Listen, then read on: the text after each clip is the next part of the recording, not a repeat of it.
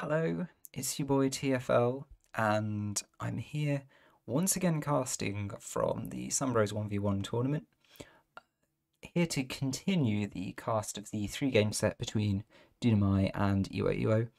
But unfortunately, we're going to have to skip game 2 because game 2 I just tried to record a cast of it, and after about 4 minutes the recording out of synced.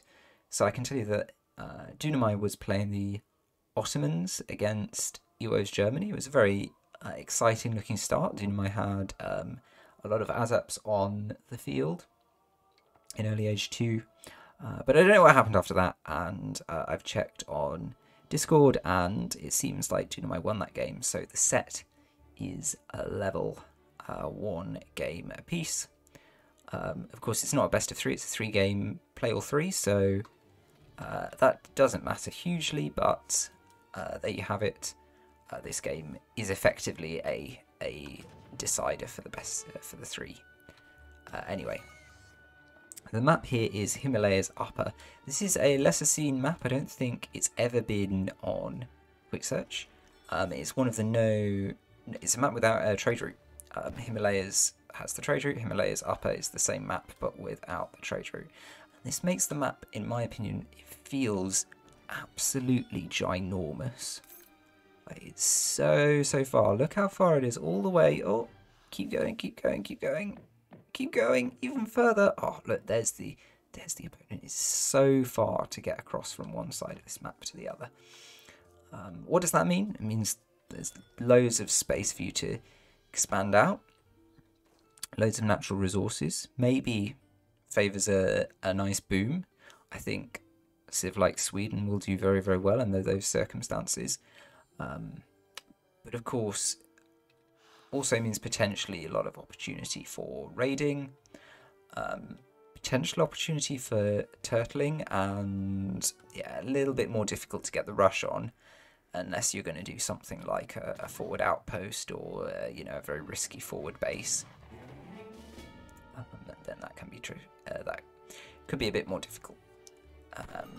The Hausa Explorer coming around here has got both of the TPs flying their flags. We've got T, which give us a nice shock infantry, and the Chakram Thrower, which are a sort of CG skirmisher. I think with area of effect. They have area of effect, don't they?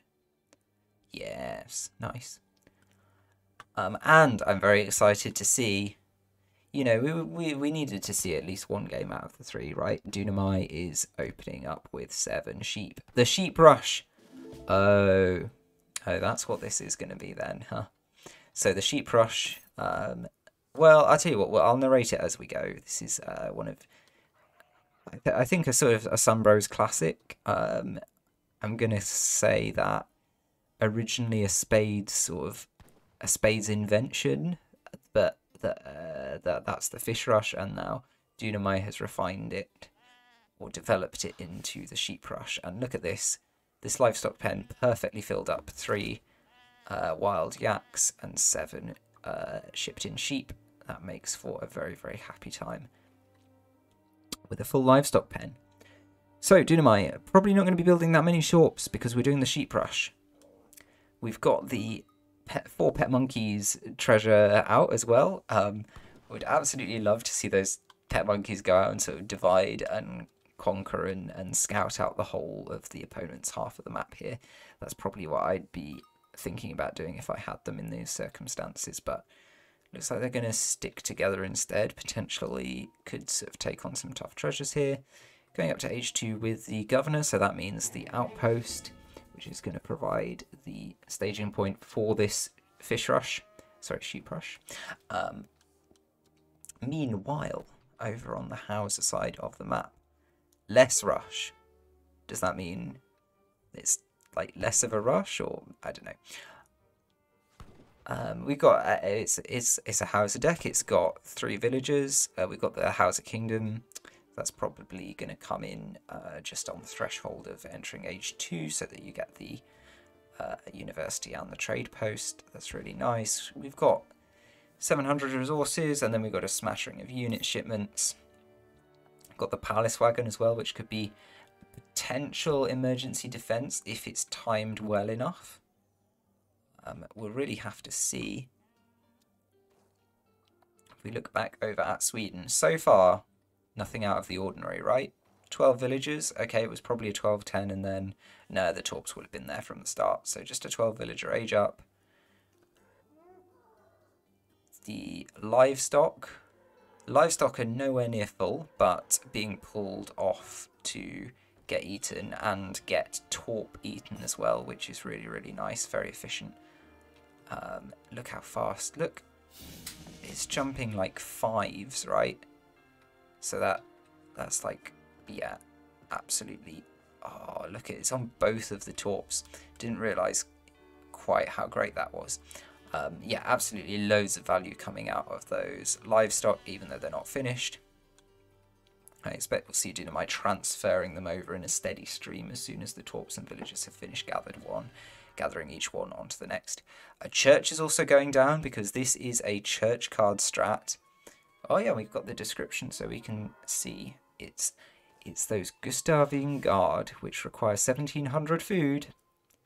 They give you 16 horrible guard. That's right, guard, effectively age 4 level halberdiers.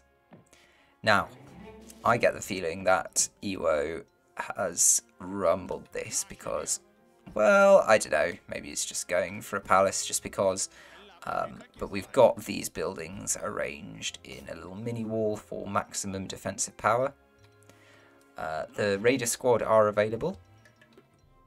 So I think we've had 5 normally trained Raiders and the Raider squad and another 5 coming out. So we're going to have 15 Raiders on the map any second now. Now it's interesting, if I was Ewoewo, I'd be tempted to use at least some of these Raiders as a counter raid the second I saw these Halbs, because they're just going to lose against the Halbs. Look at them. Oh, disgusting. 200 HP. Yeah. So, 5 Raiders immediately dispatched. 10 run away, go home. Ewoewo now knows the score, knows we need a lot of Fulani. Has got a shipment available, that's very handy.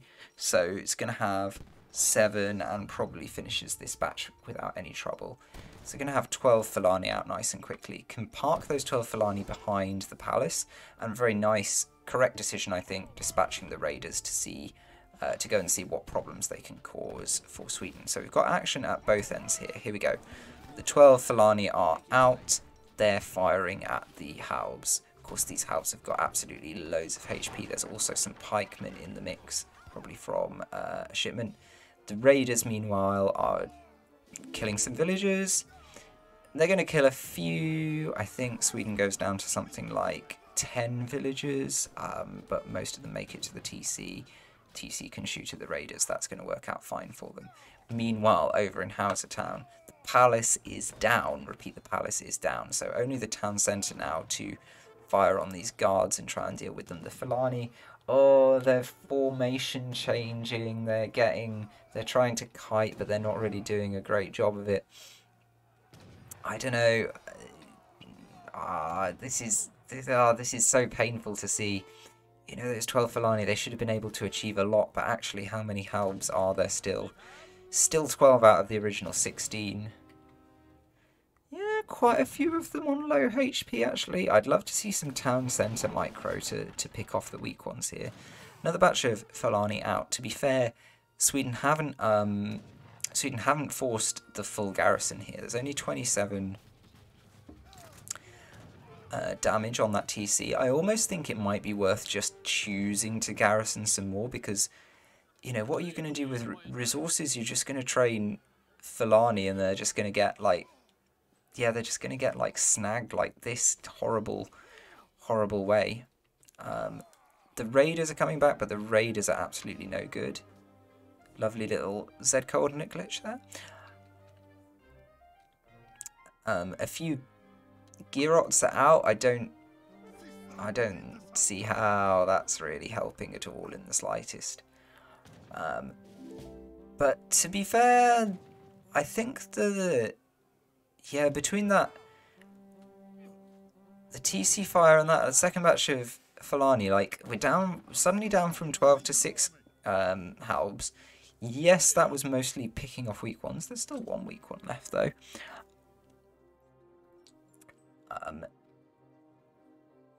So, it's not quite all over yet, but I think the threat is basically dealt with. I mean, 6 halbs can't take a town centre, can they? So that's going to be okay. And now the question really is, what do now? What do now for Sweden? They're still locked up in the town centre. They could think about sending these halbs home, but actually now Hausa have got enough units. They've got the archers and the Girots, and they can finish off these halbs. And suddenly the scary sheep rush. Now, I mean, it's been dealt with. It's not there anymore. So, question is, does Dunamai have a plan? 700 wood is the plan, and a barracks. That seems like a good start of a plan, but I think the real problem is that Dunamai's only on 13 villages. I mean, to be fair, they're only on 14, so it's not exactly like this game is over by anyone's judgment. Score-wise, Dunamai showing a lead. I'm not sure I totally believe that. The livestock pen is now completely empty.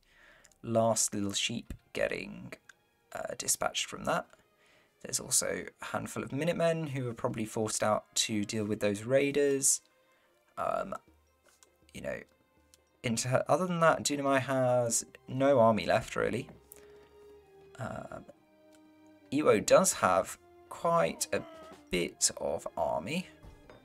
Got a total of, what's this? 6 Fulani. Okay, a few levied bows, they're not great. A batch of raiders, though, who are going to come out and do what their name suggests. Got quite a long way to go, though, because it's an absolutely enormous map. I tell you what, if I was... Oh, has Ewoewo seen the outpost? Ewoewo has seen this outpost. If I was Ewoewo, I'd be going for that outpost, because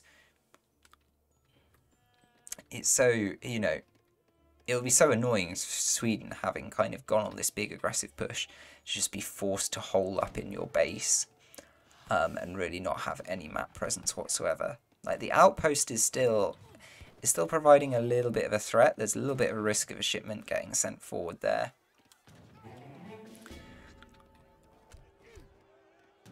"12 pikes coming now. Dunamai is in age 3. I guess that was the plan for how we deal with this. So now there are 12 pikes coming out of that tower.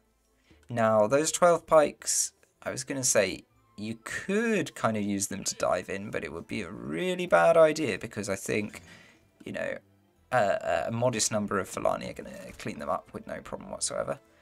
Dunamai going even heavier in on the pikes here. We've got 25 pikes. That's starting to mean something. Of course, pikes get this little 2 range on their melee attack now. They can stick their little sticks out from further away than most melee units, so that's a nice little bonus. And looky what we have here. I was wondering, when you see someone sort of massing I mean, I think this is the only time this will ever happen, but sometimes you see someone, like, you see a Russian player just massing just Strelets, and you're like, oh, have they got the old converter card that turns them into musketeers? So there is a card available here to turn all the pikemen into halberdiers. Now, that doesn't make a huge difference. Pikemen and halberdiers, they're still fundamentally in the same food group. They're still going to be good against the raiders, and they're still going to be bad against the Fulani. But halberdiers have got that lingering. So we see the military drummers coming in from the arsenal. Did we get an advanced arsenal, or... I don't think... Why does Sweden have military drummers at the arsenal? Please leave a comment. Raiders coming in here. This is really unfortunate for Dunamai. Getting raided here, going to lose 4, maybe 5 villagers when you haven't got that many to go for. Oh, Dunamai, you need to save them. You're losing even more villagers. Going to lose 7 or something like that. and you know has the units to deal with those raiders, these pikes. Love seeing this formation, by the way. Absolutely love seeing the dense formation. It's so good. I mean, a little bit inefficient because the palace does have an area attack, but it's, you know, it's just really cool to see, and it's really going to help them speed up in terms of this siege. But yeah, it does have the pike to deal with these raiders, but they're all the way up down the other end of the base and really can't afford to try and bring them back. Oh, and this is unfortunate. This is so unfortunate because so many of the, I think there were about half of those 25 pikes, maybe a few more, were already dead by the time the converter came in. I mean, the Filani would have done pretty well against them no matter what. And yeah, I can understand it. That's the GG from Dunamai. So the set scoreline is 2-1, and yeah, pretty interesting, pretty unusual game. Massive aggression there, and kind of from a Civ that you don't really associate with it. I'm just gonna put this graph up because I think it's interesting. So in that initial push, Ewoewo lost 6 villagers. Dunamai lost 3 on the counter raid. Then kind of both of them stalled out as they were mopping up the mess. Dunamai does train a couple more villagers. Then, okay, we're back to normal, training up for a while. Dunamai also manages to age during that gap, which is very impressive. Dunamai stops training a little bit, probably focusing on massing up the pikemen. Ewoewo keeps training, builds up a bit of a lead again. And then look at this final push. Dunamai goes in with those pikes, takes down a few houses, but no more villager kills. Villagers all evade it.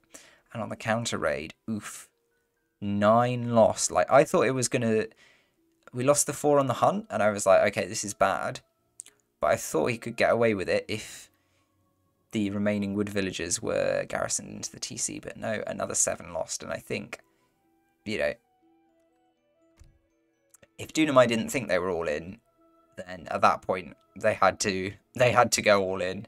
And I really like the idea. I really like the idea of synergizing up the church card to give you better halberdiers with. Oh no, they're only veteran. They're not guard. They're just called. That's so confusing. Why is a unit allowed to be called guard if it's not guard? Anyway, I'll leave my complaints here with the Aurora Borealis. But yeah, I love these military drummers, arsenal tech, halberdiers, more halberdiers. I love the idea of this, but I mean, basically the problem is the counter unit was made. The counter unit was kept perfectly well alive, so it was ready for you when you came in. And yeah, I mean, the timing wasn't perfect with the transform card arriving just after the fight had started, but I don't think that really would have made the difference anyway, to be honest. But yeah, a really fun set. Shame that we didn't get to see the whole of the Dunamai win, but unfortunately that's how it goes with the bugs. And I'll see you in the next one. GG's.